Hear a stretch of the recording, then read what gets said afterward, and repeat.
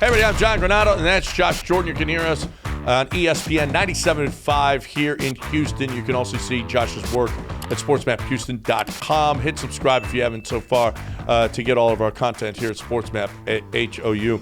Yesterday on our show, I'm with John and Lance. I said that if Bryce Young, we both said if he's gone at number 2, that we like Jalen Carter over the remaining available QBs, and you disagree. Why? I think you got to swing at quarterback, man. You're this high up in the draft. There's no guarantee you'll be this high up next year. We're always saying the next group of quarterbacks the next year is going to be better.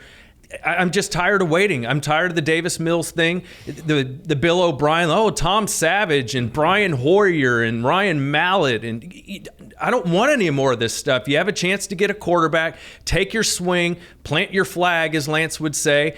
Take your shot. Try and develop somebody. I mean, look what the Steelers did last year. Kenny Pickett, maybe he turns out, maybe he doesn't. But they needed a quarterback, and they took one. I think this is a better group of quarterbacks this year. Take your shot. They took him at 15, and we don't know that he's going to be the guy. I don't want to be in quarterback purgatory or even quarterback hell.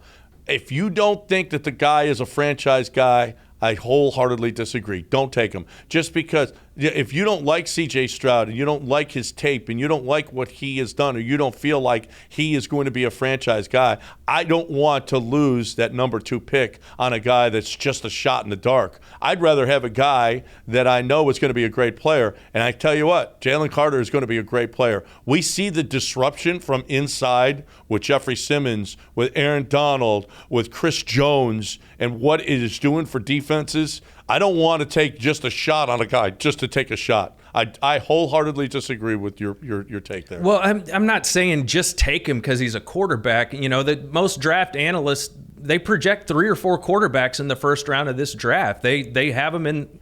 They project them because teams need quarterbacks. Sure. But where are they rated? Like Lance has got all of them except Bryce Young in the second round. So. But yet, because quarterback is so important, of course they're being projected in the first round. That doesn't mean that they're going to be great players. It doesn't. But, I mean, you look at, Mahomes and Deshaun Watson. These guys fell far in the draft. Trubisky went ahead of those guys.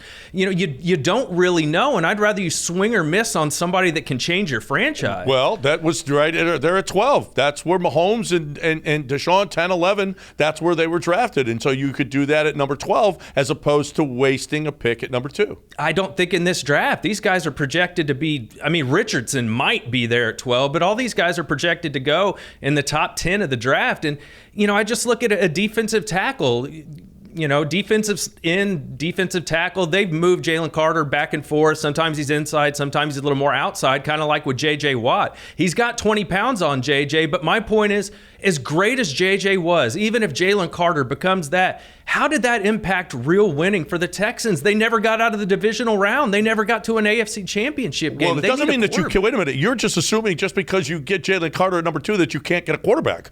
I mean, what do you mean? What J.J. Watt was part of the greatest era in Texas history. They went to the playoffs. They won 12 games. He was a huge NFL Defensive Player of the Year 3 times. That was a huge difference maker. Did they ever get to an AFC championship Well, no, because they weren't good enough. Because they didn't have a quarterback. Well, wait a minute. Just because you have a good quarterback doesn't mean you'll get to the AFC championship game either. I mean, you have to put it all together. There's no question. But you're just assuming you're in a vacuum. You're saying just because you get Jalen Carter that you're not going to get a quarterback. What about getting that quarterback next year? What about a Caleb Williams next year? Or a Drake May? Or whatever quarterback next year? They couldn't secure the first pick in the draft this year. You don't have to have the first pick in the draft. We've proven that with Pat Mahomes and Deshaun Watson. You don't have to pick number. As a matter of fact, for the most part, the quarterbacks in the league that have been successful are not the number 1 quarterbacks taken. Well, that is certainly the case from time to time, but you got to swing on a court. What are we waiting for? We're going to do another Davis Mills season? A 3-year rebuild? Take a shot. I think these guys can make a real difference. I do too, if they're the guy.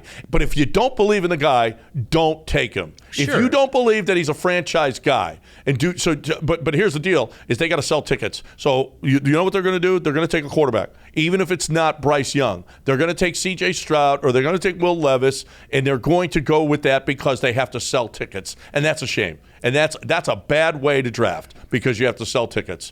I would rather have a great football player that I know is going to be a great player for years to come than take just a swing on a guy that I don't believe in. You could still miss on a defensive tackle. I mean, Travis Johnson didn't work out in the first round. I mean, there's no guarantee. Jalen Carter is not Travis Johnson. Jalen Carter is projected to be the best player in this draft. And if he's sitting there at number 2, I wouldn't compare Travis Johnson to Jalen Carter. Well, I'm just saying, defensive tackles, they bomb out from time to time too. It does happen. But I think the other thing we have to hit on is that ESPN report that all the coaching candidates that were meeting with the Texans were told that they're going to use that top pick on a quarterback. I think that's the way they're going, and I think that's I the didn't right say move. that. That wasn't the question here. The question here is what they should do. Now, are they going to take? I just said they're going to take a quarterback. They will take a quarterback because they have to, and they have to sell tickets. But that's not necessarily what they should do. Sure. Now, also, getting rid of there's a chance that the Titans get rid of Tannehill, draft QB at 11. We really think that the Colts are going to draft a QB. The Texans draft a QB. There are going to be 3 rookie quarterbacks in this division. The Jaguars are going to be the favorite, but the Texans, can they compete for a division if they're going to get maybe the first quarterback unless the Colts draft up, unless the Colts trade up? Can the Texans compete for the division with a rookie quarterback next year? Absolutely, but that's why I want them to take a quarterback. If they don't take a quarterback, I don't think they can. That's why I think it's so important to go get that quarterback, because you're right, the Jags could turn back into the Jags, and then you're competing against a couple other rookie quarterbacks possibly. And I mean, you beat the Colts last year, the last game of the season. So, I mean, I don't think their roster's that much better than the Texans. And, a couple of years ago, everybody thought Will Levis was going to be great. And now we're looking this year and we're like, maybe he's not so great. So I'm like, take a swing on that quarterback. They could swing your franchise. And if you miss, you miss. But I feel like you got to take a shot. Well, yeah, I know. I think that they're going to. I don't know. I don't know that they should. I think they're absolutely going to. And I don't know if it's going to be Will Levis. Listen. Forget about, 2 years ago, Will Levis was really, really good. He was injured last year. So that's going to be a big thought, too, is that maybe Will Levis is the guy. He just played really, really injured last year. He wasn't great at decision-making. He wasn't great at accuracy down the field. So I don't know. We'll see. But we saw Josh Allen wasn't great on accuracy down the field, and look where he is right now. Right. So Will Levis might be that guy, and it might be C.J. Stroud as well. Although, name the last great Ohio State quarterback. Ready, go. I like Justin Fields. He's shown some promise. Last great Ohio State quarterback. Well, he's young, You John. just said Justin Fields. I'm just saying, we'll see how he turns out. But let me ask you this. If you're D'Amico and you're looking at the roster and you're looking at next year, D'Amico thinks he's going to improve this team in the win category, right? He's going to think they're going to win 5 or 6 games. If he gets that quarterback, I think they really could compete for the division. Do you think they could this coming year? Yeah, I think they could compete for an 8 and 9 division, yes. Yeah. It could be. If it's the NFC South, past year's NFC South, yes, the Texans can compete for the division. They still got a long way to go. There's a lot of players they need to get. Imagine if he does that, though, in his first year. He gets them to the playoffs. Like, oh, man, what the fan base would do and love D'Amico. Oh, my gosh. It would be awesome. You're probably a little higher on them than I am right now. Of course, I lost a lot of money betting the over 4.5 this year, so they suck to me.